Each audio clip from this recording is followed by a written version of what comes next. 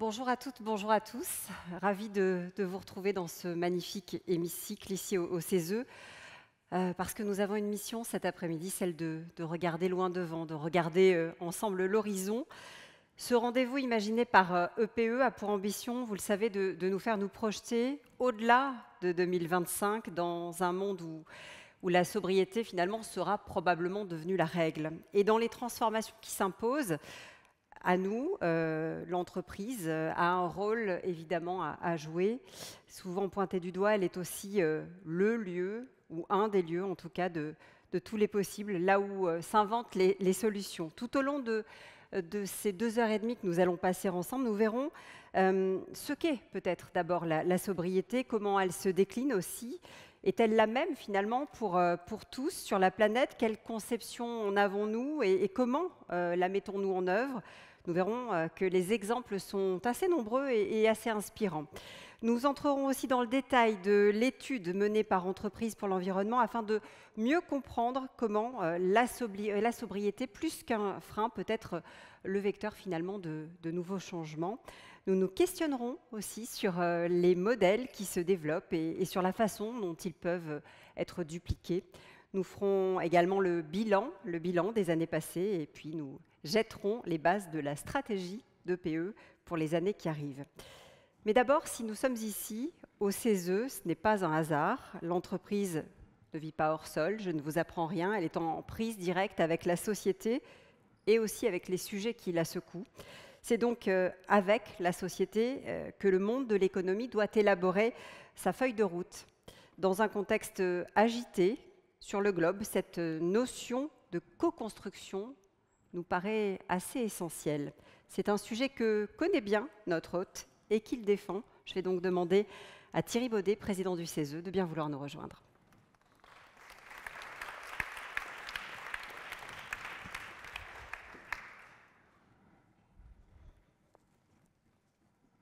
Je vous laisse la parole.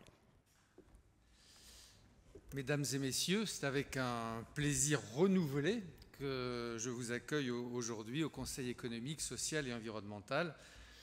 Comme vous l'avez dit, cette maison du dialogue et de la société civile, un lieu où les transitions écologiques, sociales, économiques se discutent, se débattent et surtout se construisent.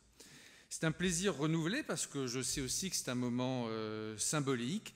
Le passage de témoin à la présidence d'EPE entre deux grandes figures, Patrick Pouyanné et Estelle Brachlianoff. Patrick Pouyanné, dont je sais que l'implication a été saluée durant 3 années à la tête d'EPE. Je sais le travail de fond que vous avez fait sur la transformation interne des entreprises et sur l'idée d'une transition élargie au-delà des seules questions climatiques. Estelle Brachlianoff, dont chacun connaît votre détermination à faire de la transition écologique une opportunité de transformation et de progrès. Ce moment nous rappelle combien les entreprises ont aujourd'hui plus que jamais une responsabilité singulière. Face au désengagement, parfois explicite des États, de part et d'autre de l'Atlantique, face aux pressions budgétaires, aux arbitrages complexes entre urgence et long terme, c'est souvent vers elles, vers les entreprises, que se tourne l'espoir d'une certaine constance dans l'action. Votre tribune commune en témoigne. Loin de considérer la transition écologique comme une contrainte, les dirigeants d'entreprises y voient désormais un levier de compétitivité, d'innovation et de souveraineté économique, même s'ils ont toujours besoin de politiques publiques incitatives. Ce choix stratégique, réaffirmé à l'unisson, honore notre pays et trace un chemin exigeant mais porteur d'espérance. Cette responsabilité accrue n'est pas théorique, elle est incarnée ici même au CESE, où par le travail de Claire Tutenuy, EPE s'est penché notamment sur 2 chantiers majeurs, la gouvernance des usages de la biomasse, d'une part, et la mobilisation des acteurs de l'emploi pour réussir la planification écologique, d'autre part. Sur la biomasse, elle a rappelé combien les arbitrages à venir nécessitent une gouvernance élargie, intégrée, articulant les besoins énergétiques, alimentaires et écologiques avec un impératif de sobriété et de justice. Sur la planification écologique, elle a insisté sur la nécessité de mobiliser les compétences, les régions, le dialogue social pour que la transition ne se fasse pas contre les travailleurs, mais avec eux dans un projet de société partagée. Claire a également participé à plusieurs travaux transverses sur la rénovation de l'habitat ou sur l'analyse de controverses, croissance-décroissance. Elle est enfin co-rapporteure d'un travail en cours, là encore une analyse de controverses sur les finances publiques. Ces contributions, les contributions de PE aux travaux du CESE, comme tant d'autres émanant de la société civile organisée, illustrent la pertinence d'un dialogue fécond entre entreprises, syndicats, associations et citoyens. Mesdames et messieurs, nous vivons une époque où les choix collectifs ne peuvent plus être différés. La transition écologique ne se gagnera pas dans l'affrontement, mais dans l'alliance. Une alliance où personne ne pourra à lui seul relever les défis, une alliance où chacun doit prendre sa part, où chacun est comptable non seulement de ses résultats, mais aussi du monde qu'il contribue à façonner. Je forme le vœu que cette passation de présidence soit l'occasion d'une belle continuité pour EPE, au service d'une écologie des solutions, ambitieuse et crédible, capable de rallier largement. Merci de ce que vous faites. Merci Thierry Baudet, merci pour avoir lancé effectivement cet après-midi de réflexion. On l'a dit, il faut co-construire parce que peut-être comme le dit tout simplement la raison d'être de PE, il y a une seule planète. Et à l'heure où les dirigeants de ce monde se retrouvent du côté de Nice pour l'UNOC et se mettent au chevet de l'océan, ceux qui constituent ici même les forces vives de PE ont pris la plume, vous l'avez lu, j'imagine ce matin, une tribune, pour dire quoi ? Qu'à un moment, finalement, où certains seraient peut-être tentés, ici ou là, sur le globe, de mettre un coup d'arrêt aux efforts de la transition, il faut, au contraire, persévérer, parce que, et ils l'écrivent, elle n'est pas un frein, elle est une garantie. Alors après les contraintes et les règles, eh bien les dirigeants ont probablement pris conscience que ces obligations, alors que ce soit la neutralité carbone, puis les objectifs de développement durable, le Green Deal, les limites planétaires aussi, c'était en fait une chance finalement pour nous tous de faire autrement. Et ce qui se passe sur la planète en ce moment est peut-être une occasion de porter finalement un autre regard et de faire du développement durable un atout majeur. Comment ? Eh bien, je vais le demander à Cyril Coutancé, directeur du département recherche du Centre d'études stratégiques de la Marine. Il va venir nous éclairer.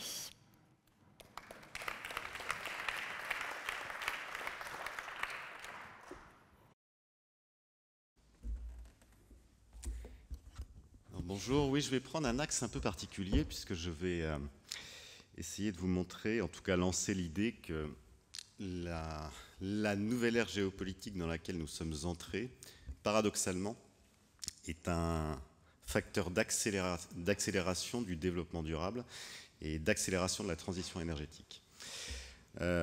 Paradoxalement, mais d'abord, il faut partir de cette nouvelle ère géopolitique dans laquelle nous sommes entrés, puisque nous ne vivons pas dans une crise géopolitique, mais nous vivons véritablement dans un changement structurel. Et ce changement structurel, il vient de loin, il vient en fait d'une année, je pense que quand les historiens regarderont notre époque, ils l'identifieront assez bien, c'est l'année 2008. L'année 2008, c'est l'année de la crise financière, mais c'est surtout l'année où, pour la première fois depuis 5 siècles, un État non occidental relance l'économie mondiale, la Chine. 2008, c'est aussi le moment où les États-Unis prennent conscience à la fois qu'ils ont un rival systémique, mais aussi qu'ils ne sont plus en capacité, et qu'ils ne veulent plus d'ailleurs par certains côtés, assumer le rôle de gendarme du monde. Et ne plus assumer le rôle de gendarme du monde, c'est ce qui change absolument tout. C'est-à-dire que nous sommes rentrés dans un monde où il n'y a plus de régulation. En fait, depuis la fin de la guerre froide, nous avions un État avec ses alliés occidentaux, un État, les États-Unis, qui assumait ce rôle de régulation. On l'avait bien vu au moment où l'Irak de Saddam Hussein avait envahi le Koweït. Les États-Unis avaient réuni une coalition. Le Koweït avait été libéré et les dirigeants dans le monde, qui étaient tentés d'attaquer leurs voisins, s'étaient dit « c'est pas la peine de le faire, on a quelqu'un qui interviendra ». Aujourd'hui, c'est terminé.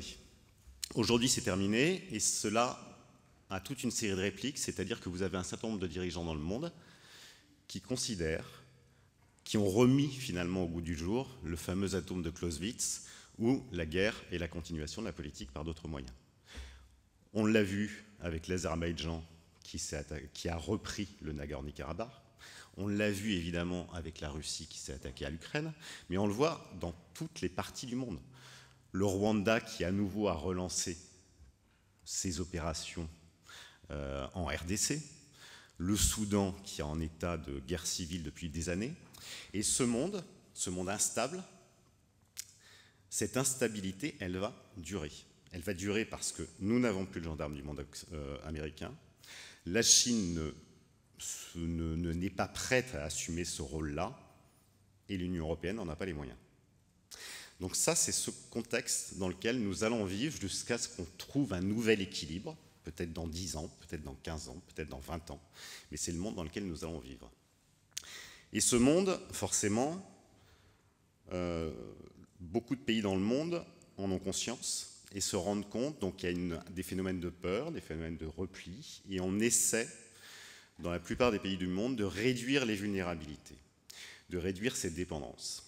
Et donc ça accélère un mouvement de régionalisation de la production qui a aussi démarré depuis une bonne dizaine ou quinzaine d'années, c'est-à-dire que les entreprises, depuis longtemps, les grands groupes français notamment le savent parfaitement, produisent au plus près des marchés de consommation, produisent localement pour servir le marché européen, produisent en Asie pour servir les marchés asiatiques, produisent en Amérique, sur le continent américain pour servir aussi les consommateurs nord-américains comme sud-américains. Donc ce mouvement est accéléré par cette crise géopolitique, par cette crise structurelle géopolitique. Mais cette crise structurelle géopolitique, elle induit paradoxalement une accélération de la transition énergétique et du développement durable. Il y a un pays qui est emblématique de ce point de vue-là, c'est la Chine. La Chine qui, en 2025, diminuera ses émissions de gaz à effet de serre.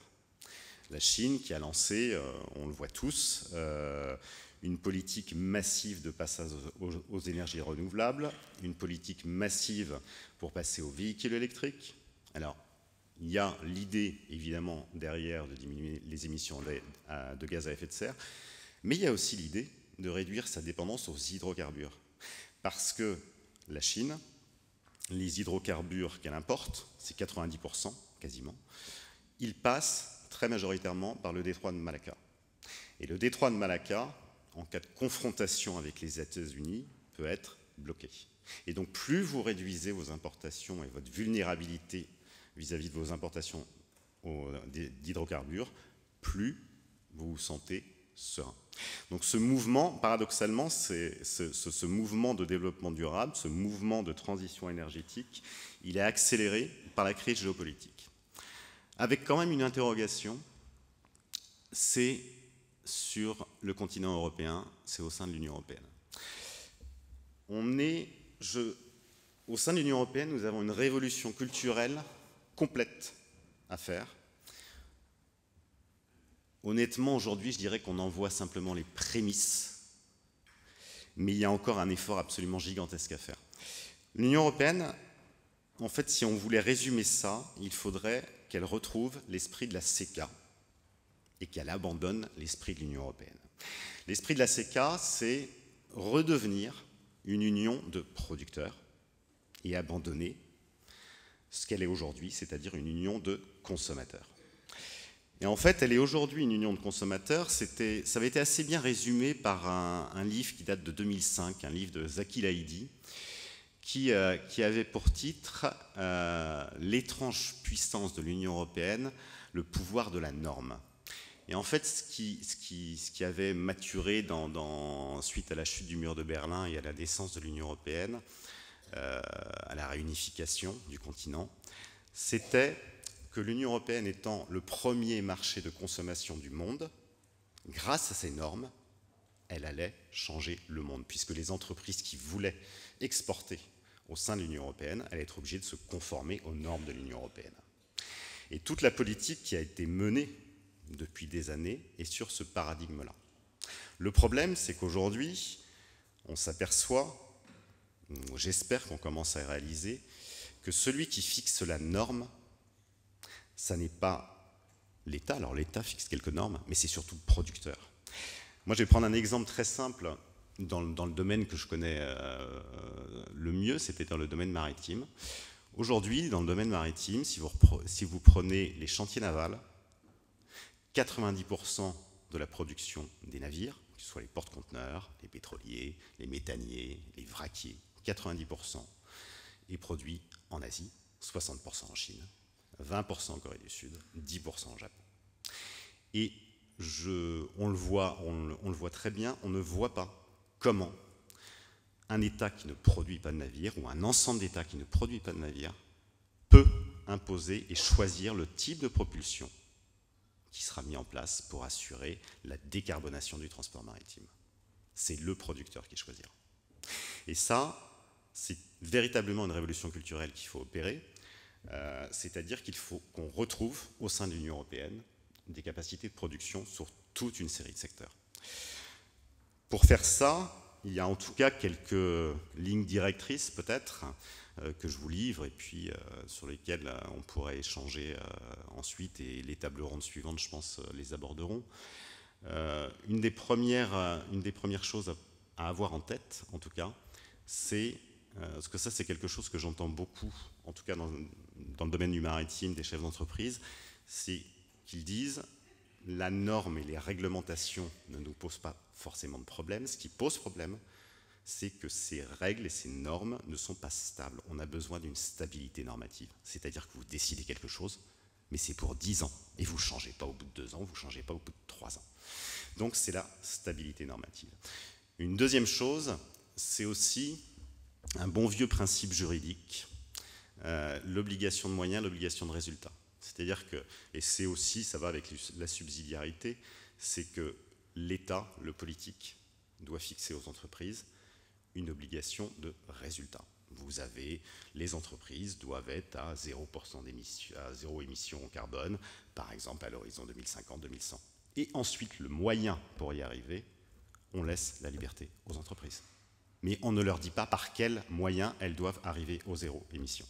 Quand on compare, par exemple, la politique de l'IRA qui a été mise en place par l'administration Biden aux États-Unis, on était exactement là-dessus. C'est-à-dire que c'était une obligation de résultat. Il y avait une subvention à toutes les solutions techniques, technologiques qui étaient proposées par les entreprises, et il y avait une neutralité technologique. On ne regardait pas la manière dont les entreprises s'y prenaient, mais il y avait un objectif du 0 émission. Donc ça, cet équilibre obligation de résultat, obligation de moyens, je pense qu'il faudrait qu'on soit capable de se le réapproprier. Et il faut ensuite, c'est un des derniers points, une continuité dans les politiques publiques. Il y a une chose qui m'a beaucoup frappé là dernièrement, c'est qu'en France, nous allons relancer la politique de raffinage de terres rares, parce qu'on considère effectivement au sein de l'Union européenne que le raffinage de terres rares est un enjeu stratégique, est une filière stratégique. Donc on va avoir 2 investissements, à Lac et à La Rochelle. Et quand on se repenche un tout petit peu dans l'histoire, donc aujourd'hui la France est à 0% de raffinage de terres rares. Mais quand on remonte un peu plus loin, on s'aperçoit que dans les années 1990, la France détenait 50% du marché de raffinage de terres rares, dans la même usine de La Rochelle que nous allons relancer. Donc une continuité des politiques publiques, elle est indispensable. Quand on décide quelque chose, il faut s'y tenir. Et quelques règles comme ça, de mon sens, parce que c'est peut-être un peu pessimiste tout ce que j'ai pu aborder, mais ces règles de bon sens, je pense qu'elles peuvent aider, parce qu'une chance même que nous avons, c'est que nous avons une nation, mais les pays de l'Union européenne sont à peu près dans le même cas, mais en France, nous avons une nation qui est devenue une nation d'entrepreneurs. Moi, ça me frappe beaucoup. J'ai été à l'origine de la création d'un index des startups du maritime. Donc ça fait la 2e saison, on va lancer la 3e saison. Quand on regarde toutes ces créations de startups dans le domaine du maritime, qui est la partie que je connais la mieux, vous avez toute une série de jeunes qui inventent des technologies absolument extraordinaires, alors qui ont besoin de monter en gamme sur tous les niveaux, dans l'aquaculture, le soin, la cosmétique, sur des solutions pour la défense. Une des startups qu'on a sélectionnées par exemple sur cette saison-là, Diodon, vient d'être sélectionnée par l'OTAN pour ces solutions. Elle fabrique des drones, en l'occurrence, des drones aériens, vient d'être sélectionnée par l'OTAN pour assurer des missions en Baltique. Donc on a une capacité d'innovation qui est absolument extraordinaire. Quand je me remets en arrière, beaucoup d'années en arrière, quand je me revois étudiant, quand on faisait un petit sondage à l'époque, alors c'était pas les masters, c'était les maîtrises, quand on faisait un petit sondage au sein de la maîtrise pour savoir qui voulait créer une entreprise, il y en avait peut-être 0,5, 1, pas plus. Aujourd'hui, si vous êtes sur les masters, vous avez facilement un tiers de jeunes qui veulent créer leur boîte. Et ça, c'est une révolution qui est colossale. Donc on a une innovation qui est assez extraordinaire. On a des jeunes qui veulent entreprendre. La question, c'est de pouvoir leur permettre de le faire et puis surtout de grandir. De grandir, parce qu'on a un véritable souci, on n'a pas un problème d'innovation dans nos États européens, on a un problème de passage à l'échelle, c'est-à-dire de financement, et puis de patron de normes aussi, ou des normes intelligentes. Voilà, je ne vais pas vous ennuyer plus longtemps, je vous remercie, puis je vous laisse poursuivre vos débats par la suite. Merci. Merci beaucoup. Alors, vous l'avez compris, hein, ces transformations, ces bouleversements qui manifestement vont durer, vont nous obliger aussi, nous, au niveau collectif, au niveau individuel parfois, à modifier nos comportements. Depuis les accords de Paris, c'est vrai qu'on peut considérer qu'il y a beaucoup d'efforts qui ont d'ores et déjà été faits pour transformer les modèles, notamment en matière de neutralité carbone. Mais aujourd'hui, force est de constater que ce paramètre n'est pas le seul et unique à prendre en compte pour résoudre une équation, somme toute, assez complexe. Les entreprises l'ont compris et elles intègrent désormais beaucoup de nouveaux enjeux pour se transformer. Et vous allez voir que la sobriété peut être un levier majeur. C'est ce que va nous détailler Isabelle Spiegel, directrice environnement de Vinci, et qui va nous présenter la publication EPE, la sobriété, nouveau moteur de la transformation des entreprises.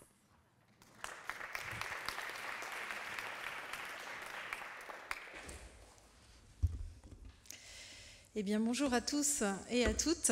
Alors, c'est en tant que présidente de la commission changement climatique de PE que je fais cette présentation, présidente sortante, hein, puisque je passe la main aujourd'hui même. Effectivement, il y a 3 ans, on s'est posé la question du nouveau cycle de travail pour les entreprises de PE sur le changement climatique, et la sobriété était une évidence.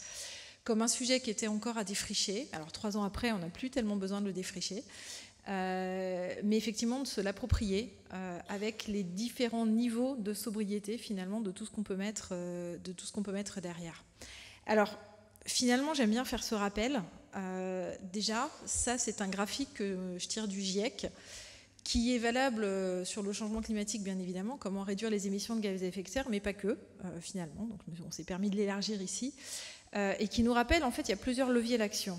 La sobriété, sufficiency en anglais, c'est déjà le fait de ne pas faire telle et telle fonction, etc. C'est différent de l'efficacité. Alors si on élargit à d'autres matériaux, ça peut être aussi la circularité. L'efficacité, c'est miser sur la technologie pour réduire ses consommations, ses émissions, notamment dans l'absolu. Et puis, les aspects finalement en dernier, qui sont surmisés sur la technologie, la partie substitution des énergies fossiles, par exemple, par du renouvelable ou d'autres leviers d'action comme cela. Et déjà, je pense que quand on a commencé à partager, on était de nombreuses entreprises à s'être dit, on a un peu tous appliqué finalement la suite des trajectoires carbone de ZEN 2050, les travaux de PE, à se dire, pour rentrer dans un budget carbone, trouvons différents leviers. Et soit le levier technologique, soit le levier sobriété, et à faire le constat qu'en fait l'un seul ne va pas avec l'autre. et qu'il faut combiner ces différents leviers pour réussir à rentrer dans un budget carbone. Donc ce graphique du GIEC est vrai, c'est déjà très rassurant. Alors finalement, dans cette publication, qu'est-ce que vous allez trouver? Vous allez trouver un recueil de pratiques d'entreprise. Donc ce qu'on a décidé d'en faire 3 ans après, avoir travaillé, partagé, etc., c'est vraiment d'abord continuer à décrypter la sobriété sous différents angles. Je vais en voilà, la publication m'arrive comme ça, je peux vous faire la promotion en même temps. Elle est à votre disposition, bien évidemment, puisqu'on la lance aujourd'hui. Et on a alimenté, on va dire, les propos de cas pratiques d'entreprise sur chacun des angles. Le premier, c'est le plus simple, c'est dire déjà, c'est sobriété des usages de ces différents volets ou thématiques environnementales. Sur l'énergie, je ne vais pas m'étendre beaucoup parce que tout le monde s'y est mis. C'est l'énergie dans les bâtiments, dans la mobilité, dans les process industriels, etc. C'est souvent un cumul entre de la sobriété et de l'efficacité énergétique avec un axe fort de réduire les consommations, donc en partie en réduisant les sur-usages et la surfonction. On le décline sur les autres aspects finalement des thématiques environnementaux. L'eau, alors là vous avez tous les acteurs de l'eau qui proposent des exemples, c'est aussi Arkema dans la chimie, donc aux côtés de Veolia, Suez, Séché, qui nous propose des exemples. Je ne pourrais pas citer toutes les entreprises, je m'en excuse, mais je vais continuer à vous alimenter comme ça.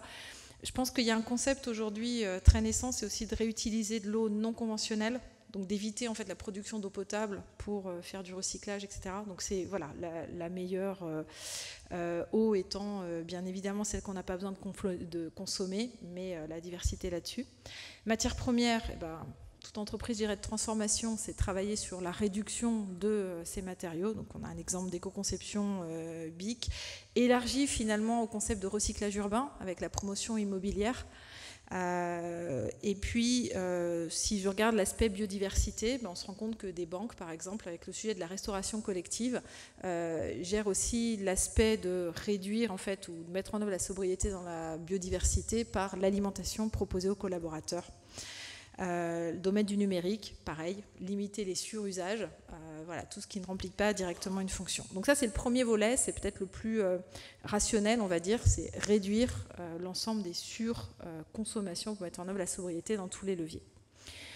Le deuxième, c'est de se dire, en tant qu'entreprise, on a un rôle qui dépasse finalement nos frontières propres, nos limites de responsabilité dans l'entreprise, qui vont être de considérer la sobriété sur la chaîne de valeur et d'accompagner finalement nos propres clients à des comportements plus sobres d'un côté, ou de mettre en œuvre des nouveaux modèles d'affaires. On en rêve tous, on en souhaite tous, on sait qu'il en faut quand on commence à combiner ces différents leviers de transformation environnementale autour de logiques de fonctionnalité.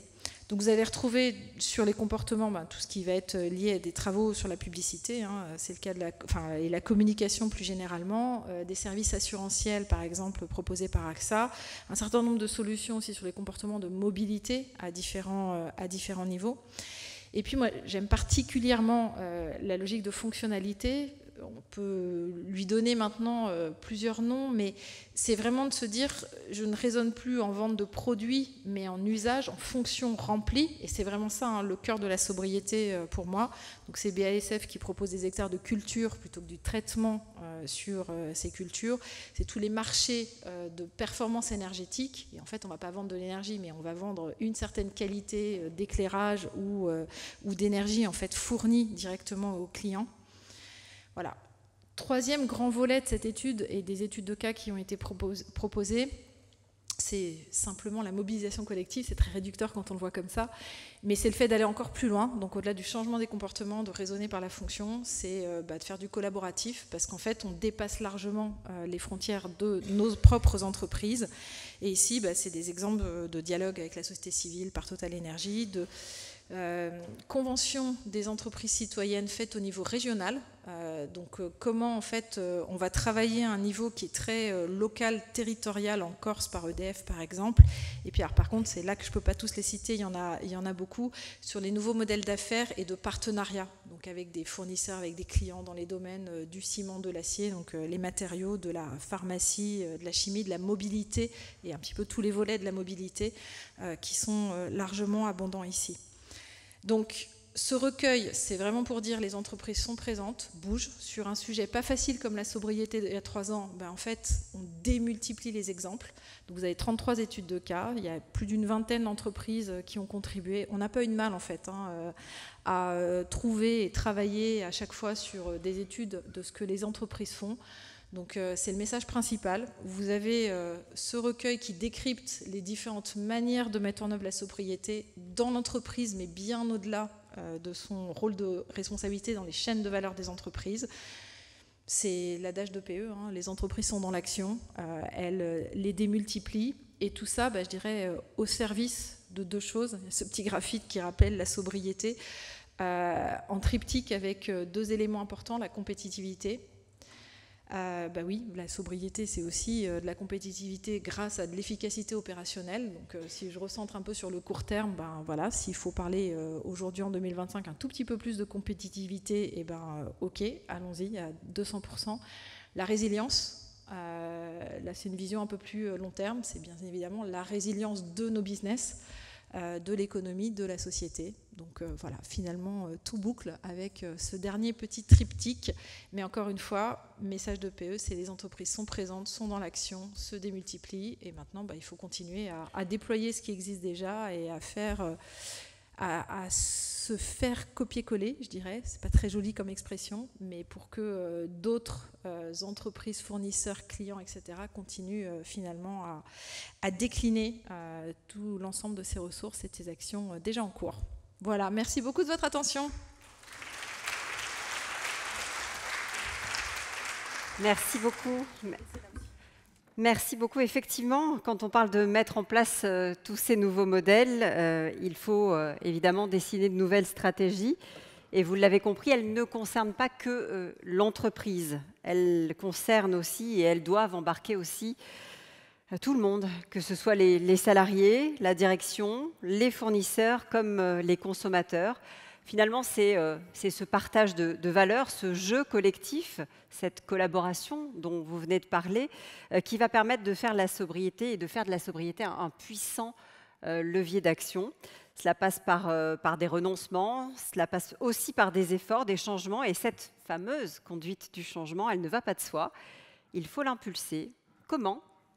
C'est une question que vous êtes sans doute nombreux à vous poser. On va essayer d'y répondre avec ce dialogue entre les entreprises et les parties prenantes sur la sobriété. Je vais demander à Yanaël Billard, directeur adjoint de l'aménagement, développement durable et affaires publiques du groupe ADP, de bien vouloir me rejoindre. Priscille Delatour, responsable de programme environnement et santé de Sanofi, ainsi qu'Albert Isenthaler, secrétaire confédéral de la CFDT et rapporteur de l'avis du CESE, favoriser l'évolution de la société vers la sobriété. Merci à tous les 3 de nous rejoindre.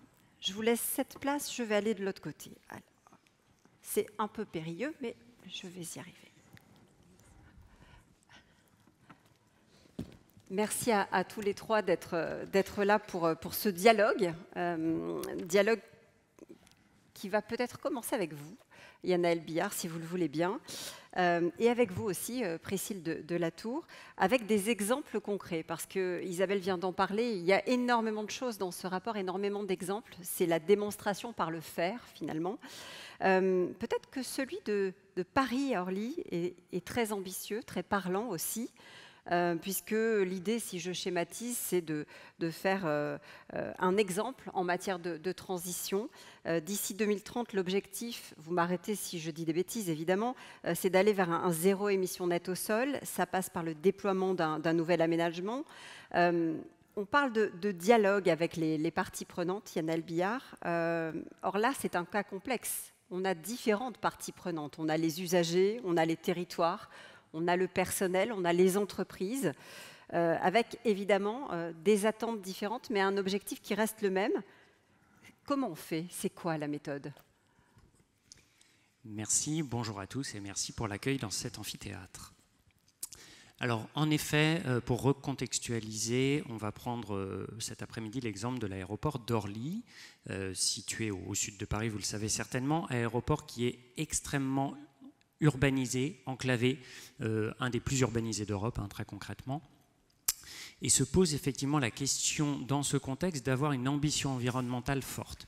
Alors, une parenthèse néanmoins, vous me permettrez, pour dire, même si je ne vous en parle pas maintenant, on n'oublie pas qu'un aéroport, c'est aussi des avions, et qu'il y a aussi un enjeu de décarbonation du transport aérien. Certes. Voilà.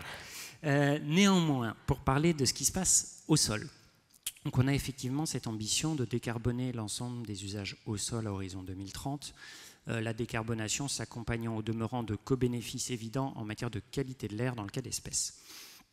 En termes de méthode, on était en 2023 sur une phase de bascule pour ce qui est de l'aéroport d'Orly, en travaillant dans un premier temps en interne et avec nos collègues de la communauté aéroportuaire, donc les autres gros employeurs de la plateforme, en définition de notre vision stratégique. Comment allait évoluer l'aéroport? On s'est projeté à un horizon 2035 dans le cas d'Orly. La méthode la plus pertinente, à la fois de notre point de vue et pour être très clair avec vous également du point de vue des services instructeurs qui ne manqueront pas d'évaluer les futurs projets qu'on va soumettre, était préalablement de conduire une concertation publique volontaire, accompagnée du reste par une mission de conseil de la CNDP, on en parlait tout à l'heure avec Chantal Jouanneau, qui permet dans un premier temps d'informer et informer l'ensemble des parties prenantes. Informer pour donner les conditions d'une co-construction. Comment on peut effectivement développer un projet, un aménagement de l'aéroport qui serve les besoins de l'acteur aéroportuaire, de l'ensemble des autres employeurs, mais vous l'avez dit, des salariés, des passagers, des territoires et des associations également. C'est un préalable. Absolument. On en est convaincu, quand bien même il n'y avait pas d'obligation réglementaire, c'est vraiment une démarche volontaire. Sans cette démarche volontaire, on considère que le projet aurait eu un refus d'obstacle en termes d'acceptabilité par telle ou telle partie prenante. Donc en pratique, une phase de concertation. Un petite astuce, si certains d'entre vous étaient amenés à faire des phases de concertation, la réussite de la concertation se passe en pré-concertation. Beaucoup se joue en amont dans la qualité du dialogue que vous pouvez avoir avec les autres entreprises et leurs représentants syndicaux au demeurant, qu'on a rencontrés bien volontiers, mais également bien sûr les élus du territoire qui ont un pouvoir extrêmement puissant et c'est tout à fait normal. Sur cette concertation, pour rentrer plus dans le détail, on a soumis un projet qui avait 4 grandes thématiques. Sur l'aménagement aéroportuaire, sur du développement immobilier, etc. Sur une thématique énergie et biodiversité, mais surtout sur la question des accès à l'aéroport. Et le sujet qui a fait réagir, c'est la question des accès à l'aéroport. Pour vous donner des chiffres, on a eu plus de 10 000 avis, par tous les moyens, plus de la moitié portait sur la question des accès. Pourquoi? Parce qu'on a proposé de refondre complètement les accès à la plateforme, et c'est là qu'on en vient à la logique de sobriété, en réduisant la place de la voiture. Dans un mouvement, on peut accompagner aussi bien nos salariés que les passagers qui viendront à l'aéroport dans une réduction de la place de la voiture. Alors, on va poursuivre dans un instant, si vous le voulez bien, mais je voudrais donner la parole à Priscille Delatour. On voit l'exemple de l'aéroport, évidemment. Quand on se tourne vers vous, du côté de Sanofi, qui s'emploie, je crois, à décarboner le système de santé, on pense évidemment fabrication des médicaments. On se trompe, ça va au-delà quand on allie sobriété et système de santé. Vous faites beaucoup plus que ça? Oui, alors merci beaucoup. Donc effectivement, nous, chez Sanofi, on a regardé aussi au niveau du système de santé. Donc aujourd'hui, les systèmes de santé, ça représente à peu près 5% des émissions mondiales, ce qui est autant que le secteur de l'aviation. Si c'était un pays, ça serait probablement le 4e pays le plus émetteur au monde. Donc on est sur un problème aussi et une thématique qui est de décarboner l'ensemble du système. Et ce que l'on a regardé par rapport à ça, c'est à partir de la COP26, on a décidé de travailler comme un collectif sous une égérie qui s'appelle le SMI, donc qui est dans le but de décarboner l'intégralité du système. Et là, on a des acteurs du public, du privé, et on s'est mis d'accord sur une feuille de route sur 10 ans pour essayer d'aller dans la même direction. Donc ce n'est pas Sanofi tout seul qui décide de faire sa décarbonation, c'est on embarque l'ensemble du système et on voit comment tous les maillons de la chaîne peuvent travailler dans la même direction. Exactement. Et c'est vraiment aussi donc, tous les acteurs du système privé, donc des entreprises pharmaceutiques et de nos pairs, mais aussi dans le secteur public. C'est-à-dire avec l'OMS, il y a un groupe de 75 pays qui se sont engagés à décarboner en particulier leur système de santé. Et du coup, on travaille main dans la main avec eux aussi, au travers de ce conglomérat, dans le but de réduire les émissions tout au long de la chaîne de valeur. Donc ça passe évidemment par la réduction de nos émissions propres, éco-design de nos produits, programme de circularité, mais aussi au sein même du système de santé et des parcours de soins des patients. Alors ça c'est intéressant. Comment on fait? Parce que sur la fabrication du médicament, on a bien quelques idées, on voit bien où est-ce que vous pouvez d'ores et déjà intervenir. Dans le parcours de soins, c'est déjà beaucoup plus complexe. Là aussi, ça nécessite d'aller mettre en place des outils identiques pour tous, pour avoir finalement une échelle de mesure qui soit la même pour tous. Exactement, donc on en parlait tout à l'heure, effectivement les normes, en fait avoir des normes communes et commencer à décider de quelle manière commune on va pouvoir mesurer ces émissions au sein d'un parcours de soins qui peut être très différent et qui peut être très varié selon les aires thérapeutiques que l'on regarde. Et donc du coup, on a vraiment d'abord cette première étape qui est de dire ok, quelles sont ces normes et comment est-ce qu'on les met ensemble de manière commune pour atteindre nos objectifs. Et deuxièmement, nous, personnellement, on s'est concentré chez Sanofi sur un levier de décarbonation qui nous paraissait particulièrement important, qui était la prévention. Comment est-ce qu'aussi on arrive à transférer d'un système de santé basé sur du curatif vers quelque chose de plus préventif? Parce qu'un patient qui n'est jamais malade ne rentre pas dans le système de santé et réduit les émissions. Et avec des systèmes de santé qui sont de plus en plus sous pression, il y a un besoin justement de réduire cette pression. Et donc du coup, on pourra en reparler tout à l'heure, mais c'est vrai que l'apport du préventif, la possibilité de passer sur une sobriété dans l'usage même du soin est quelque chose d'assez important et où il y a des leviers concrets d'action aujourd'hui. On va revenir effectivement sur cette notion de sobriété, mais je vous vois prendre des notes, Albert Essenthaler, depuis tout à l'heure, je vous vois écouter et être très actif. Là, on a deux projets, on a deux trajectoires différentes, mais une même nécessité finalement, hein, embarquer toutes les parties prenantes. C'est le préalable, on l'a dit, pour que ça fonctionne. C'est véritablement réussir à ce que ce soit collectif. Tout à fait. D'abord, merci de cette invitation. Je voudrais juste préciser que je suis là, non pas directement au titre de secrétaire confédéral de la CVT, mais en tant que rapporteur de l'avis du CESE. Hein, je le précise parce que c'est un élément important. Tout à fait.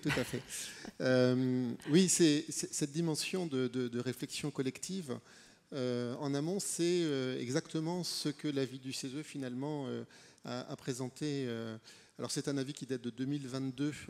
Et qui correspondait à un moment assez particulier où guerre en Ukraine et menace sur l'approvisionnement énergétique et donc une tension dans ce domaine-là qui a amené à une réflexion générale. Et finalement, un des éléments essentiels, c'était d'abord de définir qu'est-ce qu'on entendait, ça a été évoqué tout à l'heure, par sobriété, et puis ensuite d'indiquer quels étaient finalement les principes qui étaient absolument nécessaires pour qu'on puisse la mettre en place. Et au CESE, donc, comme vous le savez, hein, qui est composé de toutes les parties prenantes de la société civile, c'est pas toujours évident d'arriver à se mettre d'accord. Et la définition même de la sobriété a été l'objet d'un débat un peu vif. Hein. Je prends un témoin, Claire Tutonuy, qui s'en souvient. Et donc, je me permets de la donner parce que finalement, elle est le résultat aussi d'un consensus obtenu entre l'ensemble des parties prenantes, environnementalistes, entreprises, organisations syndicales, associations, mouvements de jeunesse, etc. Donc la définition sur laquelle on s'est mis d'accord, c'est donc la sobriété, c'est un ensemble de mesures, d'organisation collective et de pratiques de quotidien, et donc tous les termes sont importants, qui évitent et réduisent la demande en énergie, mais aussi en matériaux, en sol et en eau, tout en assurant le bien-être dans les limites planétaires. Et ça, finalement, c'est cette dimension, on va dire, de projet qui est liée à la sobriété, qui est déterminante et qui peut permettre son adhésion, et qui suppose que cette définition soit le plus partagée, qu'on ait validé son caractère indispensable, et enfin que l'ensemble des parties prenantes, la dimension économique, la dimension sociale et la dimension environnementale soient bien intégrées. Et les exemples qui ont été donnés là, je pense, illustrent en tout cas cette co-construction et cette nécessité d'associer sur l'ensemble de la chaîne de valeur toutes les parties prenantes. Ce que vous venez de nous donner là comme définition, vous avez dit c'est 2022. Aujourd'hui, on est en 2025. Et quand on a échangé avant de se retrouver ici, vous m'avez dit c'est particulièrement important maintenant. Pourquoi ?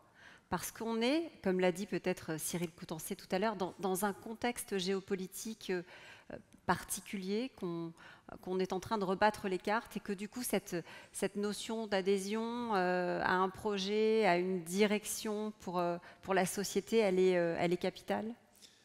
Alors, elle est vitale. Elle est tout simplement vitale. 2023-2024, on a eu quand même l'impression d'avoir une forme de relâchement, en tout cas dans le discours public, dans le discours officiel. Alors c'est vrai que la sobriété dans sa dimension de communication institutionnelle était essentiellement axée auprès des consommateurs. Hein.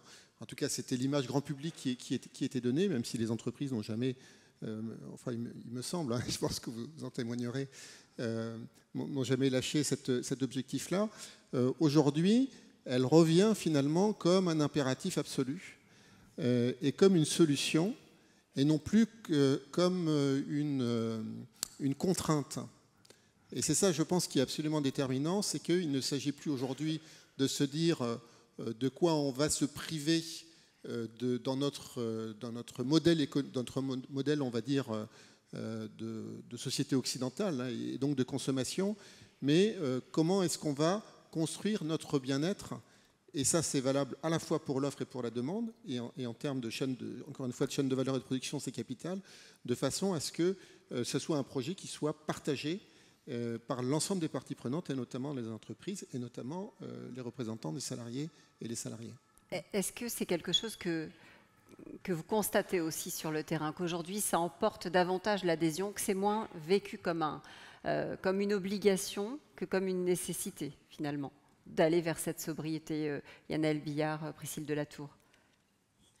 Nous, oui, aussi. Après, on est aussi sur des sujets, effectivement, nous, aujourd'hui, il y a quasiment 7 millions de morts par an, rien que liés à la pollution de l'air. Les systèmes de santé, on l'a vu tous avec le Covid, sont énormément sous pression. Vous disiez tout à l'heure que c'était une question de survie. C'est vrai que quand on est sur les thématiques de santé, aujourd'hui, les impacts du changement climatique, ça n'a jamais été autant une question de survie. Et aujourd'hui, ces systèmes de santé, si on ne travaille pas ensemble pour les renforcer de manière commune et surtout collective, dans le but d'aller dans la même direction, pas de se créer des contraintes, mais d'essayer de marcher dans la même direction pour pouvoir, demain, travailler ensemble et pouvoir soigner les patients de demain. Et donc là, il y a un double enjeu, c'est de réduire le nombre de patients qui, aujourd'hui, arrivent dans le système de santé, et deuxièmement, être capable d'avoir des systèmes qui sont capables de résister aux pressions qui arrivent et au nombre de patients croissants qui vont arriver liés aux enjeux du changement climatique. Parce que là, je parlais de pollution de l'air, mais il y a aussi la perte de biodiversité, il y a aussi les augmentations de température qui ont des impacts notables sur beaucoup d'aires thérapeutiques et beaucoup de maladies aujourd'hui. Donc il faut qu'on puisse les absorber ensemble, parce que c'est une survie. Yannel Billard, même question, même constat ou constat différent? Si, la tendance est la même. Je vais l'illustrer par des exemples différents. L'acceptation, on doit la retrouver par les salariés. Je parle encore une fois des salariés d'une communauté aéroportuaire, hein, pas que ceux d'ADP. On l'a vu sur le projet d'Orly dont on parlait tout à l'heure. On est toujours sur ce dilemme extrêmement compliqué qui donne lieu à des débats sans fin avec les associations, emploi et externalités négatives. Okay. Néanmoins, si on reprend l'exemple d'Orly, ça peut paraître gadget, anecdotique quand je vais vous dire ça. Un des sujets importants discutés avec les territoires, ça a été l'accès en mode actif, mobilité douce, pistes cyclables à l'aéroport.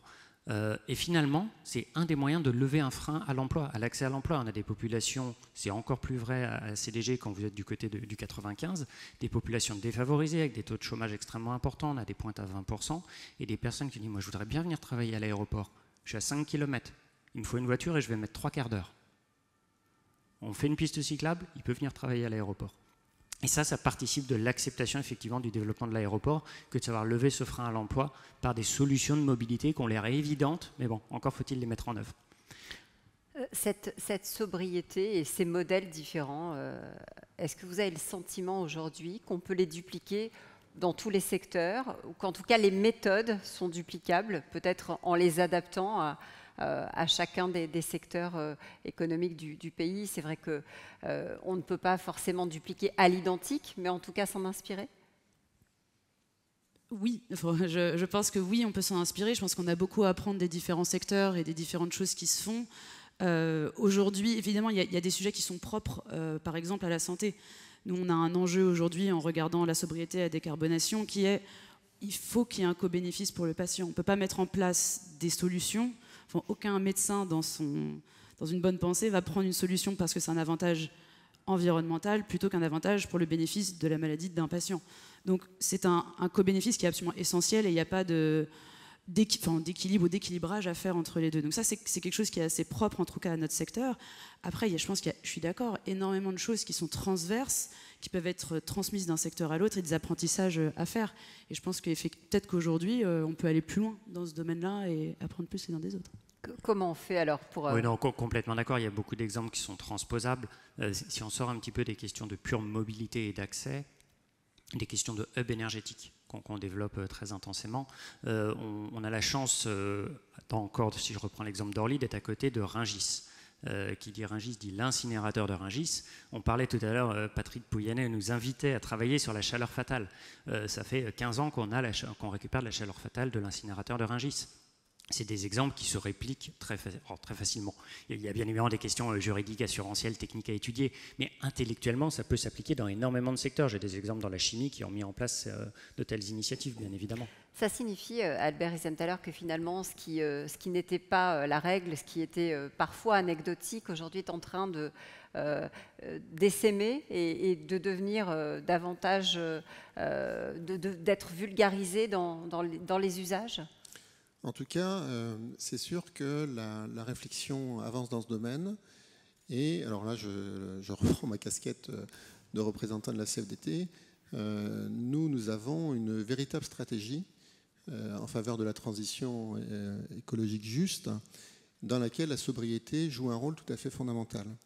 Et donc, on s'emploie à former nos représentants des personnels et nos salariés aux enjeux de sobriété et à utiliser les vecteurs des IRP de façon à ce que le dialogue social, mais aussi le dialogue professionnel, mais aussi les négociations interbranches, mais aussi toute la réflexion autour de la planification au niveau des COP territoriales, eh bien, on puisse mettre ce sujet à l'ordre du jour et avoir une démarche de co-construction en veillant à ce que cette co-construction soit garantie d'une certaine façon par un impératif de justice sociale. On a vu à travers l'épisode donc des Gilets jaunes et d'autres épisodes combien cette dimension était tout à fait fondamentale pour que cette acceptabilité, et même au-delà d'acceptabilité, cet engagement en faveur de la sobriété soit partagé et porté par l'ensemble. Quand on parle de co-construction, est-ce qu'il faut le penser à l'échelle de l'entreprise, à l'échelle de la filière, celle du pays, ou, comme le disait peut-être tout à l'heure Cyril Coutancé, à l'échelle de l'Europe? Est-ce qu'on a davantage besoin de réfléchir à un autre échelon pour avoir une sorte d'harmonisation et d'acceptation qui englobe davantage de monde?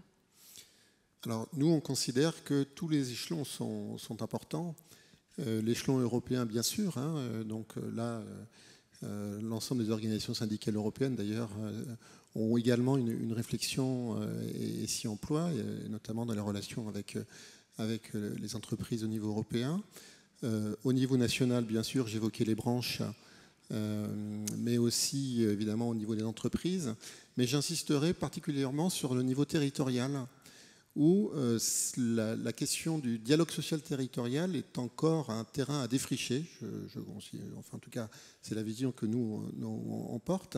Et d'avoir une vision qui soit, comme vous l'avez souligné pour Aéroport de Paris, par exemple, une vision qui intègre l'ensemble des acteurs, à la fois l'amont et l'aval, est absolument déterminante, puisque on voit bien que sur des questions, par exemple, de mobilité, sur des questions de sobriété en termes d'eau, c'est bien au-delà de l'entreprise que les enjeux sont posés. Donc la réflexion, il faut qu'elle soit posée, j'allais dire, à tous les échelons, de façon à ce qu'on puisse véritablement avancer.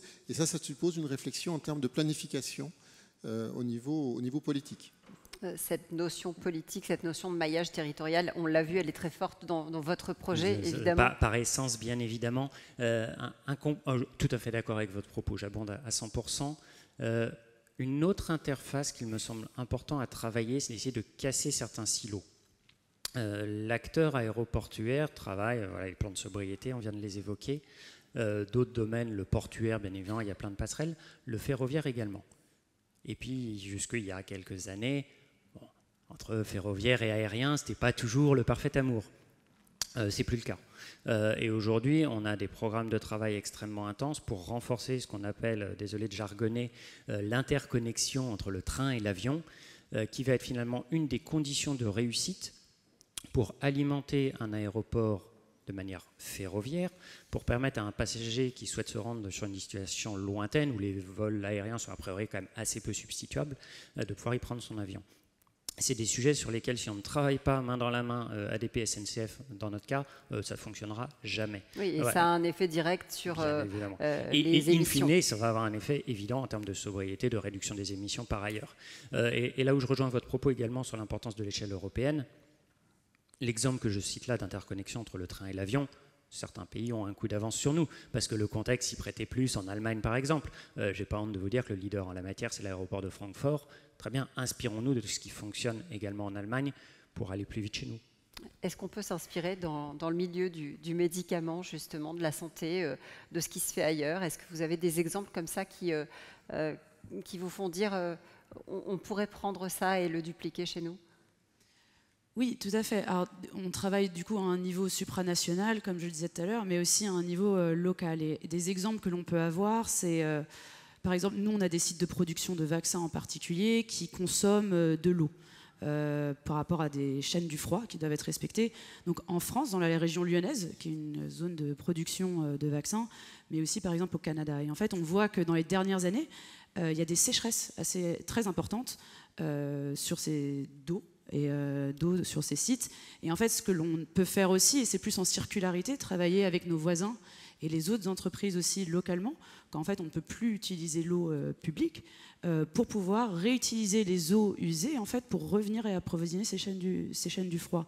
Donc en fait, en répondant, c'est plutôt de dire comment est-ce qu'on travaille en bonne entente avec nos voisins dans des zones de production industrielle pour pouvoir réutiliser ça. Exactement.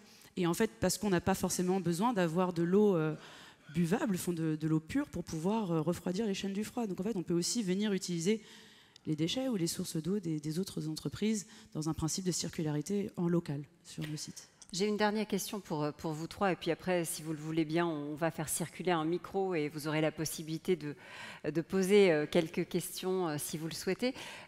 Moi, je voudrais savoir comment vous voyez les choses, puisqu'on se projette. On est au-delà de 2025 et on essaie de regarder comment ce dialogue entre les différentes parties prenantes va évoluer. Qu'est-ce que vous sentez poindre? Est-ce qu'il y a des choses qui vous semblent aller dans le bon sens? Sur quoi il faudrait peut-être encore faire des efforts? Yann Billard, Priscille Delatour, Albert Riesenthaler. J'ai une marotte, donc je vais vous répondre. Allez-y. Elle est déjà une conviction personnelle, mais bon, elle est aussi très partagée au sein d'ADP. En tant qu'aménageur, on a tout le temps une réflexion de temps long. Bien évidemment, on réfléchit nos aménagements à 10 ans, à 15 ans. Là, on a une démarche de concertation identique à celle d'Orly sur CDG. On raisonne à 2050, on est dans le temps long. Pour avoir les bonnes réflexions sur le temps long, il y a un domaine qui a été cité préalablement et sur lequel je voulais insister, c'est la place de la science. Et on ne peut pas avancer, développer des bonnes solutions en co-construction si on n'écoute pas, si on oublie l'acteur scientifique. J'ai un exemple concret en tête avec des publications de l'OMS, l'Organisme mondial de la santé, qui est, à mon avis, d'une qualité remarquable, qui mettent à jour des publications sur les impacts, en l'occurrence du transport aérien, sur la santé humaine, qui sont régulièrement actualisées. Écoutons la science pour prendre les bonnes orientations. Vraiment, n'oublions pas la science. J'imagine que vous écoutez aussi la science, bien sûr, Priscille Delatour. Ça donne envie de rebondir, évidemment. Merci. Non, mais nous, en parlant de science, justement, nous, il y a un vrai enjeu aussi sur lequel on travaille, qui est en fait d'amener cette science, qui aujourd'hui est vraiment, parfois, même si elle vient du secteur de la santé, très cantonnée à une réflexion environnementale.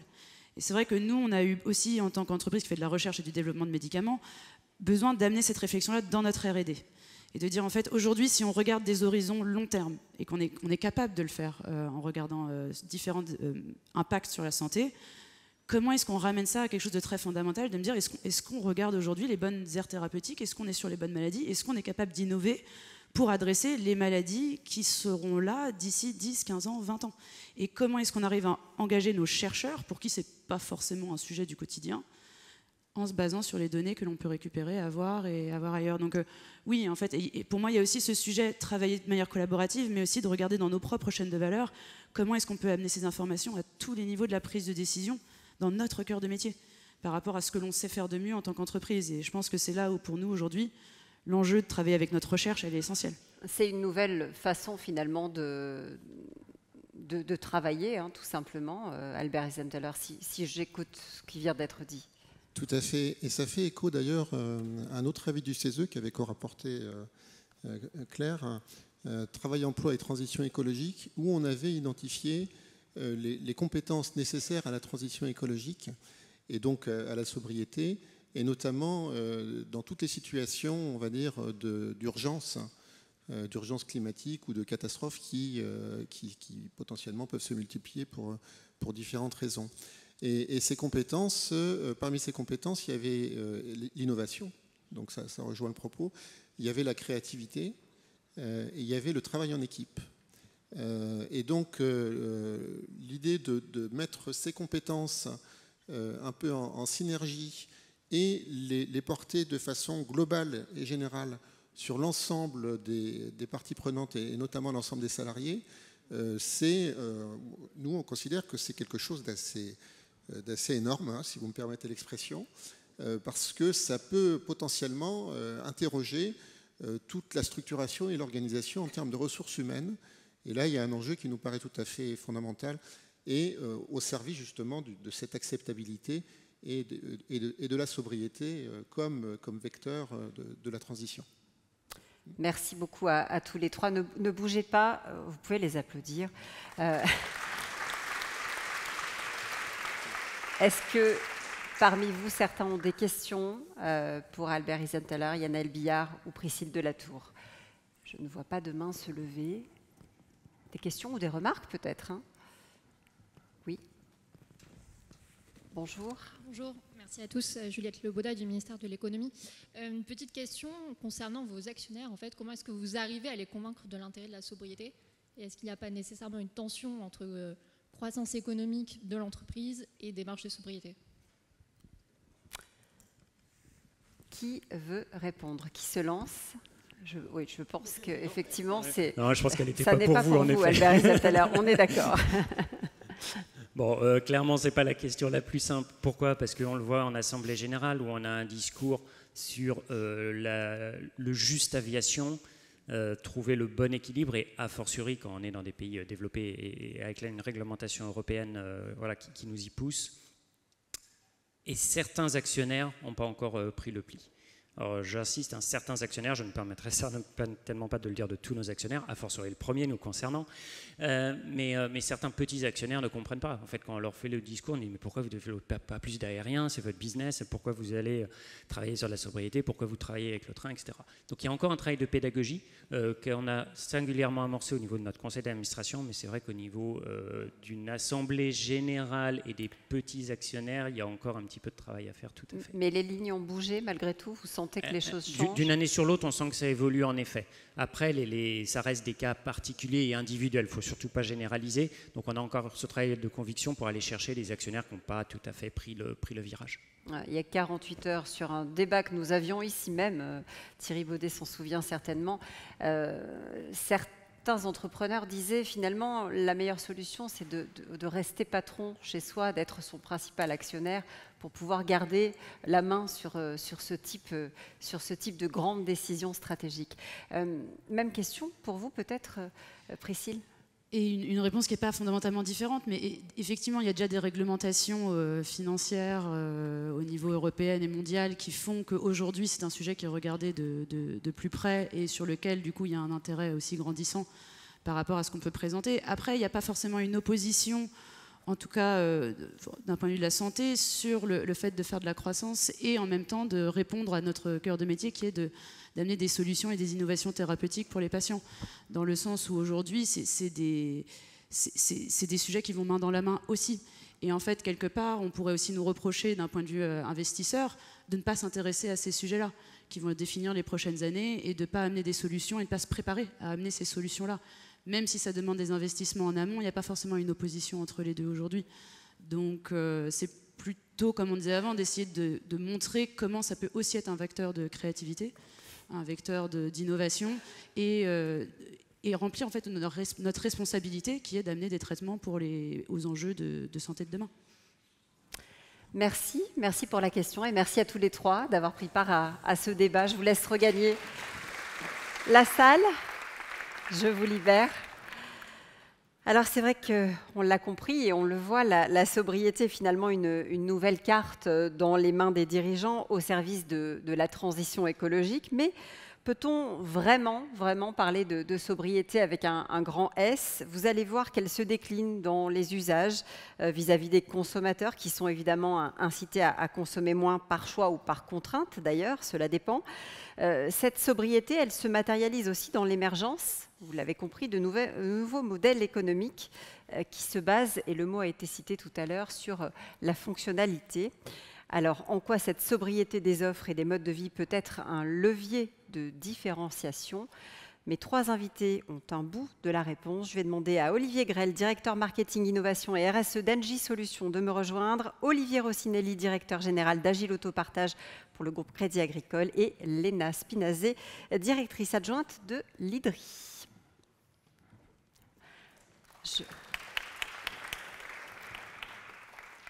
Je vous laisse arriver tous les trois. Merci à tous les trois, bonjour, et merci d'être avec nous pour ouvrir ce deuxième débat. Je voudrais qu'on se mette tout de suite d'accord, parce que Albert Riesenthaler a donné une définition, je voudrais qu'on se mette tout de suite d'accord tous les trois sur la définition, votre définition à chacun peut-être de la sobriété, Olivier. Ouais, ça a été un peu évoqué tout à l'heure. La sobriété, au sens strict du terme, normalement, c'est réduire l'intensité d'usage. Et après, dans la façon d'en parler couramment, et je crois qu'on en parlera aussi dans cette façon-là, on inclut souvent l'efficacité avec. Donc voilà.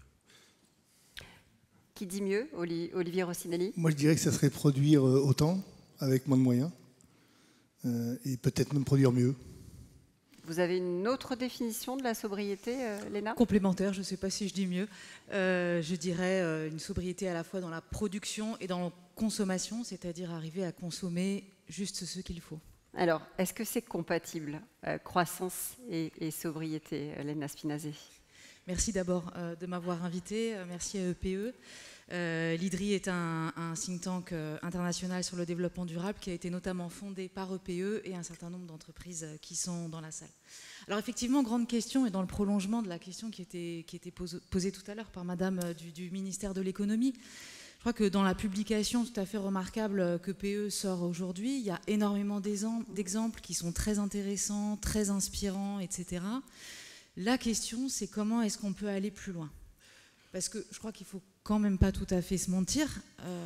La base quand même, des bases en tout cas importantes de la croissance économique, ça va être les économies d'échelle, les gains de productivité, etc., qui sont quand même, a priori, pas 100% compatibles avec la définition que je viens de donner avant.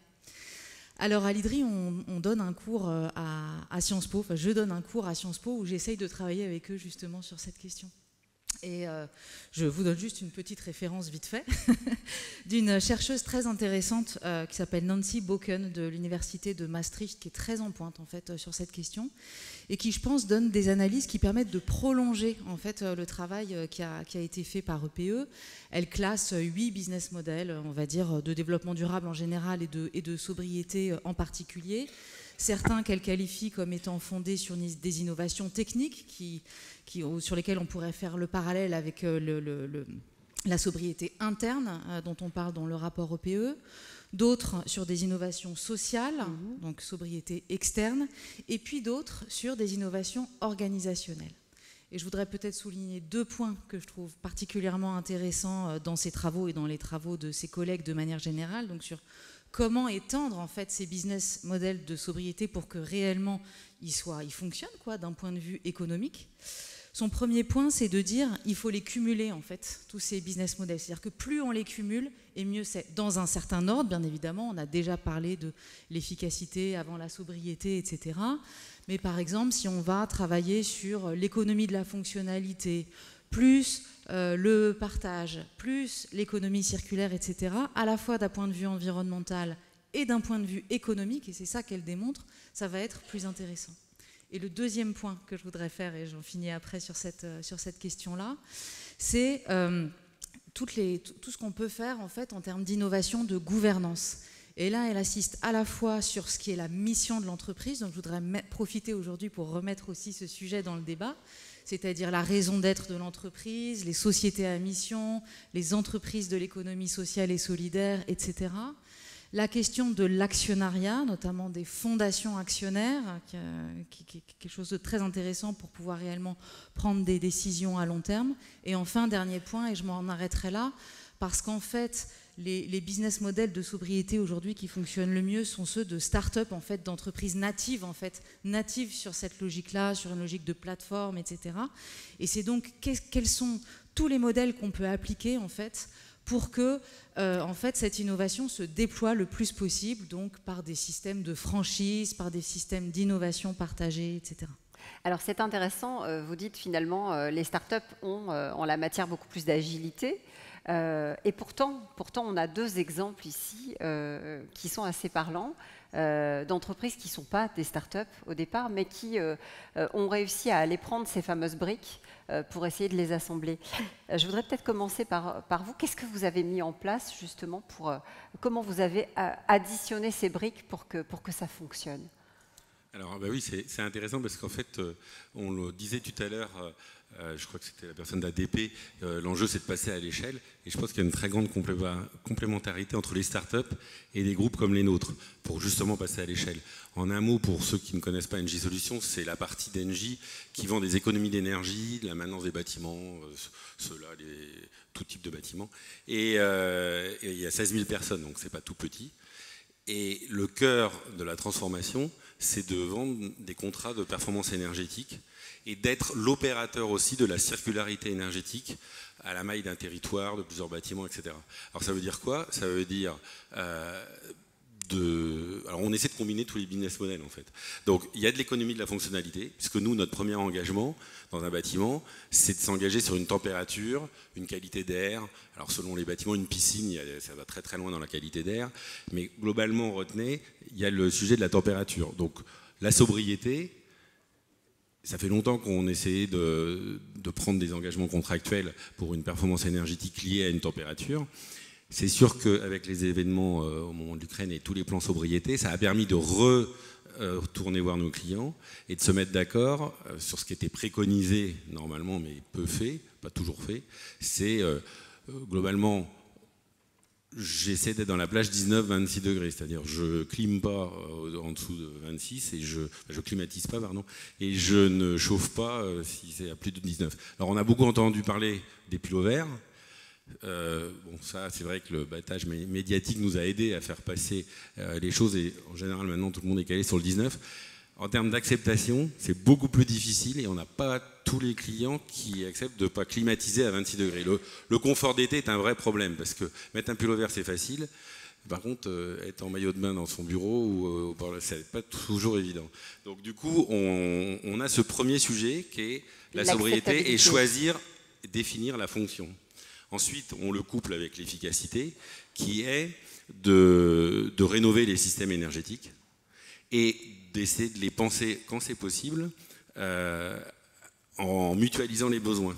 C'est une autre façon de travailler la sobriété, c'est la mutualisation des besoins. Donc en ce moment, on se développe beaucoup, et on s'attend à ce que ce soit vraiment multiplié les réseaux de chaleur et de froid. En fait, à la maille d'un territoire, eh bien, on a moins... chacun n'a pas sa chaufferie individuelle, mais on essaie d'aller mutualiser les systèmes de production en fonction des besoins de consommation.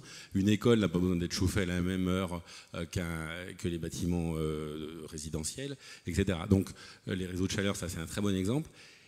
Et en plus, les systèmes de production, on utilise tout ce qu'on peut trouver sur le territoire. J'adore citer un exemple, parce que l'opérateur, la circularité énergétique, c'est aussi de voir ce qu'il y a sur le territoire. En France, on est, avec la Belgique, les premiers producteurs de lin. Eh bien, le déchet du lin, qui est l'ana de lin, dans le nord de la France, on le brûle, nous, dans des chaufferies biomasse, par exemple. Et ça devient un complément. Et la boucle, et donc, la boucle est presque bouclée. Là, pour l'acceptation, on a un sujet très intéressant, c'est que le mot sobriété il va aussi avec la performance, et donc la performance économique pour nos clients, et la souveraineté.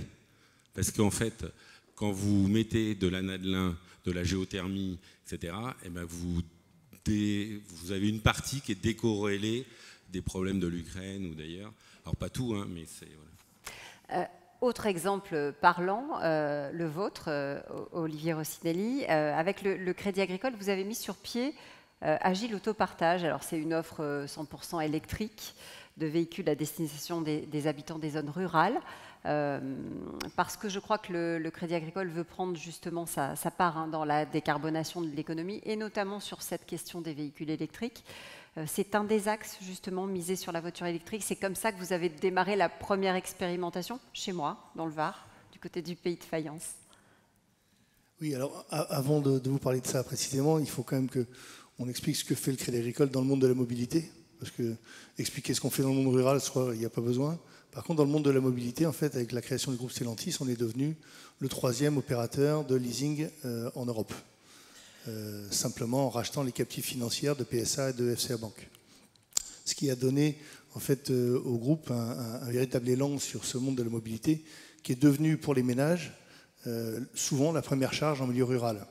C'est-à-dire que quand vous avez 2 voitures et que vous êtes actif, ces 2 voitures-là vous coûtent plus cher que votre loyer. Voilà, donc il y a eu ensuite un vrai fait déclencheur sur la création d'Agile Autopartage. Et nous sommes une start-up, je le revendique clairement, puisque c'est une société que j'ai co-créée avec le groupe, dont je suis actionnaire, et c'est mon passé, effectivement, de créer des sociétés. C'est la 6e que je fais aujourd'hui. Et c'est la première fois que j'ai un actionnaire aussi puissant. Et un écosystème aussi extraordinaire, parce que le Crédit Agricole, c'est 36 caisses régionales en métropole, plus 3 en Outre-mer, et 146 000 collaborateurs.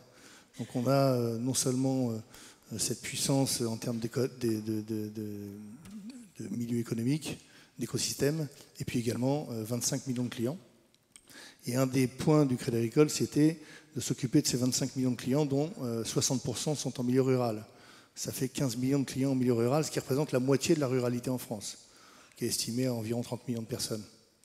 Et le point déclencheur, ça a été la création des ZFE.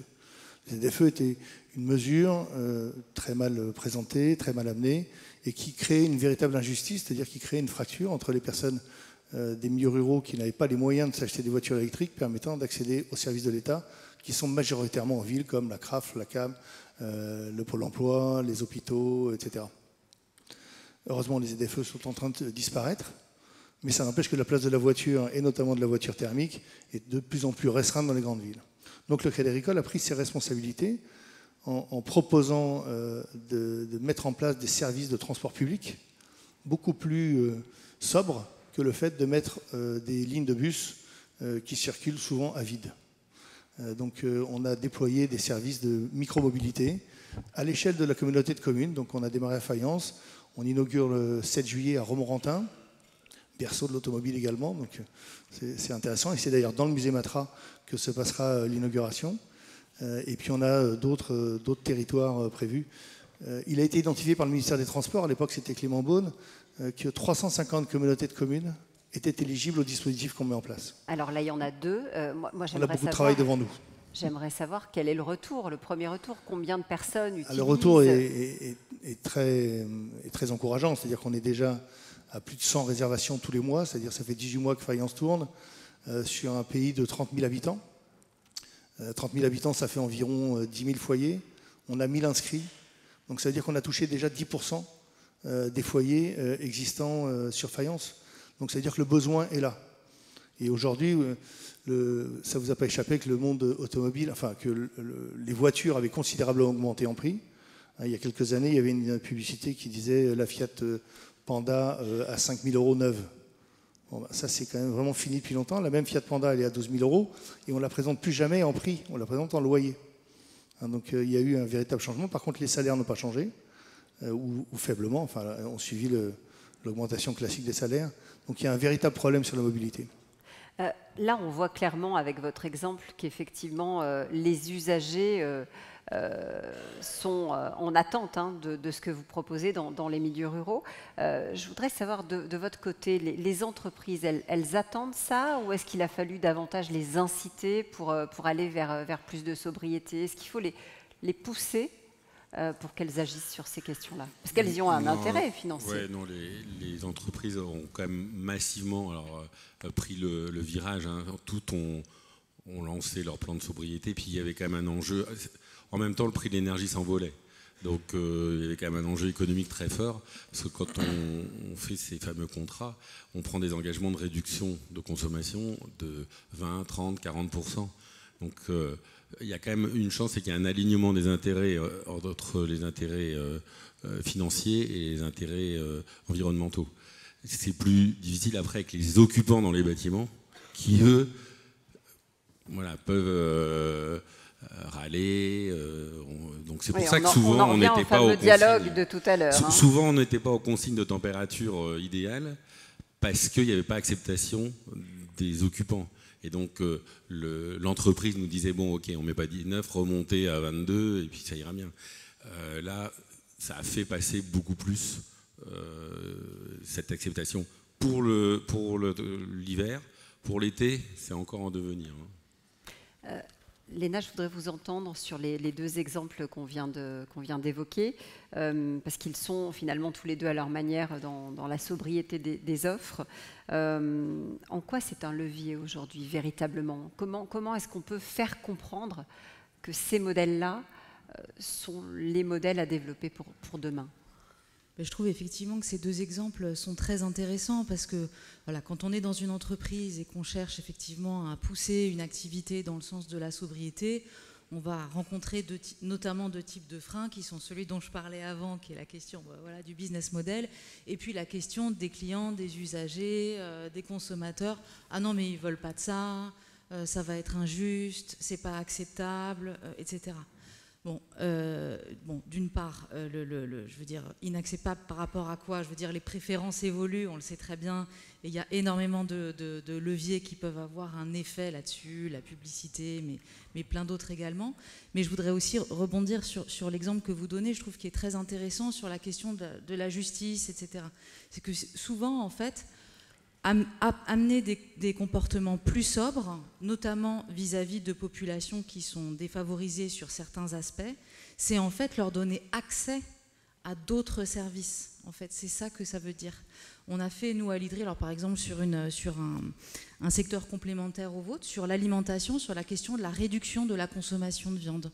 On a fait une grande étude qu'on a sortie il y a quelques mois qui s'appelle Tram 2035, dans laquelle on a vraiment étudié, on a vraiment divisé la France en 12 groupes sociaux de manière assez complexe, y compris vraiment des foyers modestes, ruraux, urbains, des familles, des seniors, etc. Et on a vu que réellement, le fait de leur donner accès dans les hypermarchés, etc., à d'autres offres qui sont visibles, qui sont à un prix correct, etc., avec une publicité aussi qui encourage, enfin bref, tout ce qu'on appelle l'environnement alimentaire, l'environnement dans lequel je fais des choix, et bien ça, c'est vraiment payant et ça fonctionne en fait. Donc sobriété, en fin de compte, ça rime aussi avec donner accès à différents types de solutions. Et ça demande aussi, et ma question s'adresse à tous les deux, ça demande aussi un autre regard sur la manière de produire pour les entreprises, sur la manière de vendre aussi. Ça ouvre le champ des possibles, puisque vous sortez par exemple pour le Crédit Agricole, de son terrain de jeu habituel. C'est aussi un autre regard sur la notion de valeur et la notion de partage. Il y a un sujet qui me tient à cœur en ce moment, et là c'est un axe de progrès, et je dois remercier l'ADEME qui a lancé il y a 2 ans un programme sur l'économie de la fonctionnalité et de la coopération pour des grandes entreprises. Alors on était dans la première promo, maintenant on est dans les alumini, donc on continue, moi je continue à m'impliquer, parce que le C de coopération, il est difficile à activer. Et ça, c'est du temps long pour arriver à trouver les bonnes parties prenantes, pour arriver à mutualiser. Il y a le problème du risque, parce que dans ces cas-là, c'est qui porte le risque, comment on le partage. Il y a encore plein de sujets à travailler, mais moi voilà, la coopération. Par exemple, on démonte des chaudières qui ont peut-être 3-4 ans, comment on peut les recycler, les mettre en location ailleurs, parce qu'on a décarboné, mais d'autres en ont besoin. Enfin, il y a tout un écosystème qu'on est en train d'essayer de créer, et ça c'est long. Hein. Mais il y a beaucoup de gens qui ont l'air motivés, donc on va y arriver. Olivier Rossinelli.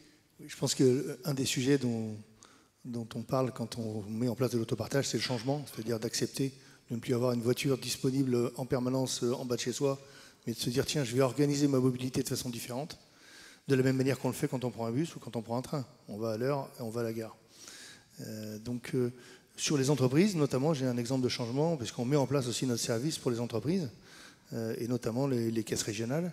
En l'occurrence, on a équipé la caisse Alpes-Provence à Marseille, dans le cadre d'un plan de sauvegarde de l'emploi. Donc ils avaient fermé des sites et ils avaient mis en place des navettes pour rapatrier les gens vers Aix-en-Provence, des villes de Arles, d'Avignon. Et ça coûtait 300 000 € par an, avec des bus qui étaient vides, puisque c'était 3-4 personnes dans un bus de 77 places. Donc on a mis en place 10 véhicules en libre service, répartis à des points stratégiques autour de cette zone, pour que les 37 personnes qui étaient concernées par ce plan de sauvegarde de l'emploi puissent se déclarer chauffeurs, se déclarer passagers, donc mêler le covoiturage et l'autopartage. Et ça a eu un véritable succès, parce que les personnes qui avant prenaient le bus se retrouvaient aux quatre coins du bus sans parler, avec chacun leur téléphone portable, alors que là, ils sont dans la même voiture, donc ils parlent. Donc il y a un échange très social qui s'est créé et très bénéfique. Donc l'acceptation du changement, évidemment, ils étaient contre, hein, d'ailleurs, parce qu'au départ, ils avaient leur propre confort, on leur demandait pas de conduire, ils avaient les bus, etc. On leur a expliqué le projet, bon, c'était un changement, il y a eu un peu de réaction, ce qui est normal. Face au changement, il y a toujours de la résistance, mais en tout cas, le bilan est aujourd'hui très très positif sur ce projet. Et on a d'ailleurs un projet avec Engie également, sur votre nouveau site de la Garenne-Colombes. C'est aussi peut-être, et pour reprendre ce que vous disiez au départ, Léna, finalement la démonstration que c'est compatible avec un business model. C'est juste pas les mêmes business models, Olivier. On change finalement l'architecture des choses, la stratégie, mais ça tient quand même la route. Ah bah, c'est même potentiellement plus rémunérateur que de vendre des heures de technicien. Hein. Donc, non, il y a un intérêt. On peut aligner toutes les planètes. Hein.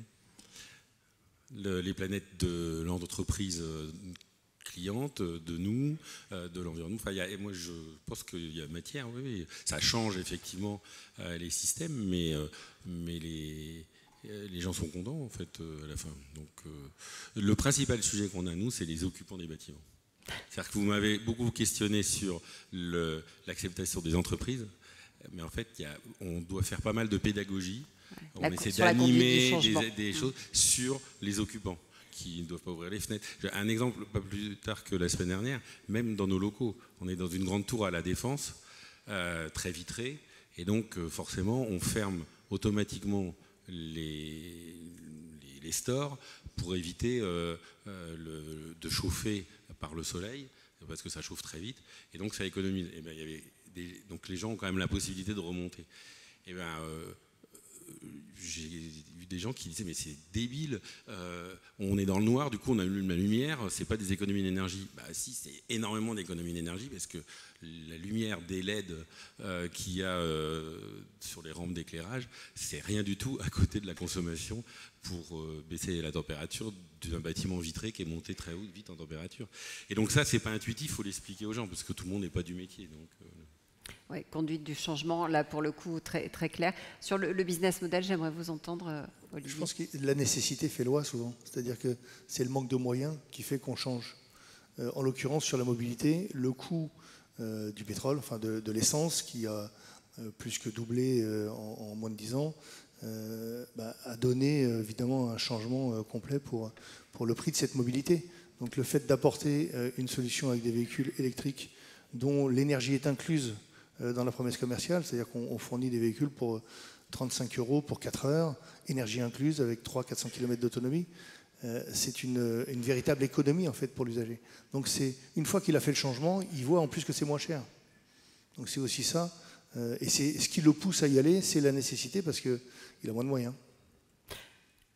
Léna, un dernier mot peut-être sur cette notion de valeur et de partage qui est finalement la notion qui sous-tend tout ce qu'on vient de se dire. Alors j'aurais envie d'élargir un peu l'acception de la notion de valeur. On est là au CESE, on est là pour penser au long terme aussi. Donc je dirais, au-delà de tout ce qu'on se dit aujourd'hui, on a là vraiment des exemples effectivement de business models qui marchent, qui répondent à des besoins, comme vous le dites, etc. Je reviens à ma question initiale. La question, c'est comment on étend ça, en fait, comment ça devient la norme. Et on ne peut pas ne pas se dire, ne pas savoir, en fait, tous, que la consommation est au cœur de nos sociétés. Enfin, je veux dire, c'est une réalité. On a beaucoup travaillé, nous, sur cette question à l'IDRI à travers des travaux sur ce qu'on appelle le contrat social. La consommation, c'est un marqueur de statut social. La consommation, c'est même quelque chose qui est demandé, parfois même de la part du gouvernement, après le Covid, reconsommer. On en a besoin, en fait, pour l'économie du pays. Donc c'est comment est-ce qu'on travaille sur tout ça. Et peut-être si je peux ajouter encore 2-3 mots pour finir. Ce qu'on a vu aussi, nous, et je vais revenir du coup sur ce que peut faire l'entreprise, c'est que cette émancipation par la consommation qui est au cœur de nos sociétés, elle passe aussi par d'autres leviers, par la sécurité, notamment sécurité de l'emploi, par la démocratie, par exemple la participation dans l'entreprise, par le travail, les conditions de travail. Et en fait, tout ça, dans notre vie à chacun, forme notre sentiment d'émancipation. Donc autrement dit, on est capable de consommer moins, d'avoir moins de satisfaction de ce côté-là, en ayant plus de satisfaction sur l'autre. Et donc je crois que là, l'entreprise, avec ses salariés, avec ses parties prenantes, etc., peut aussi jouer sur l'ensemble de ces leviers. Merci à tous les trois, merci pour votre participation. Vous restez là, on va faire circuler, comme tout à l'heure, un micro pour avoir peut-être des réactions à ce que vous avez mis en place chez Engie Solutions, chez Agile Autopartage avec le Crédit Agricole. Est-ce qu'on a des questions, des remarques, une idée qui est née pendant ce débat peut-être, ou quelqu'un qui voudrait donner sa notion de la sobriété, sa définition? Non. Claire? Ça fait quelques années que je pose la première question. Ça marche? Ça marche. J'avais une question un petit peu pour vous tous. Est-ce qu'il y a une fierté de la sobriété ou est-ce qu'il y a une possibilité de fierté de la sobriété atteinte que vous ressentiriez dans les équipes ou chez les clients? Est-ce que vous communiquez là-dessus? Est-ce que c'est possible? J'ai entendu dire tout à l'heure que la fierté était l'un des grands ressorts de la transition écologique en Chine, qui n'avait pas besoin d'imposer les choses. Enfin, après, ils appellent imposer et imposer, bien sûr, mais en tout cas que c'était largement porté par cette fierté nationale d'être à l'avant-poste de la transition. Alors, voilà. Alors moi, comme je vous l'ai dit, je ne suis pas un pur produit du Crédit Agricole.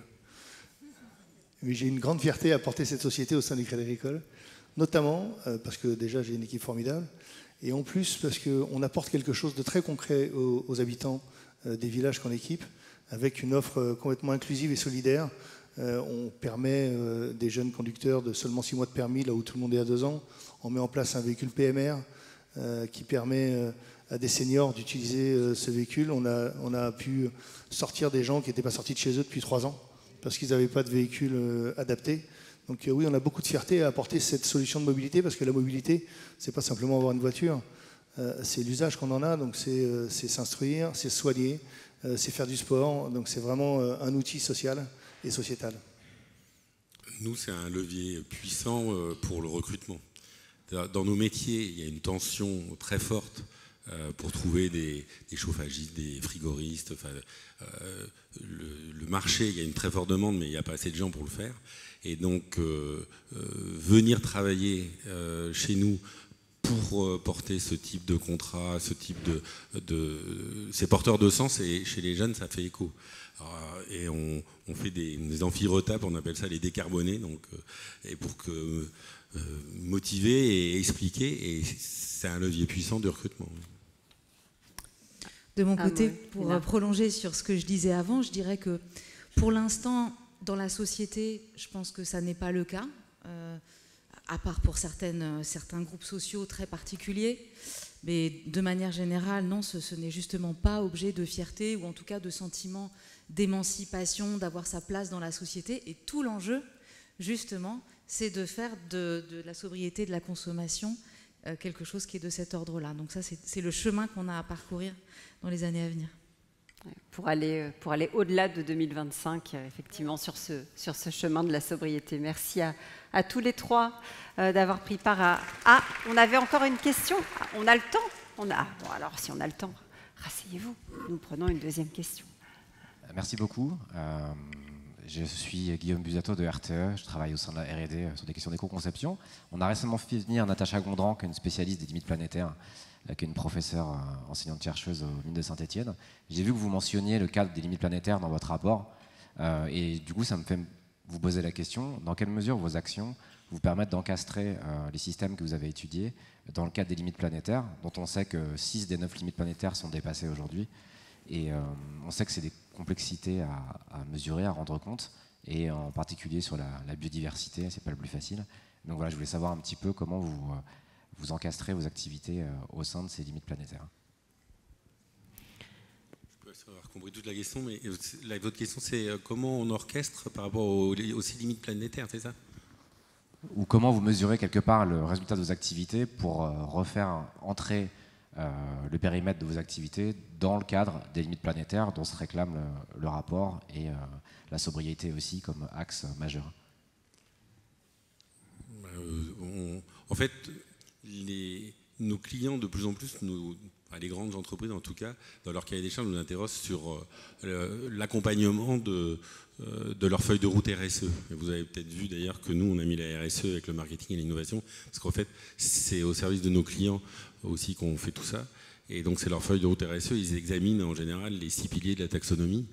Donc, d'ailleurs, l'évolution qu'on est en train de faire, on a vendu nos premiers contrats là, il n'y a pas longtemps, c'est des contrats de performance énergétique et environnementale. C'est-à-dire qu'on s'intéresse aussi à l'eau, à la biodiversité, etc.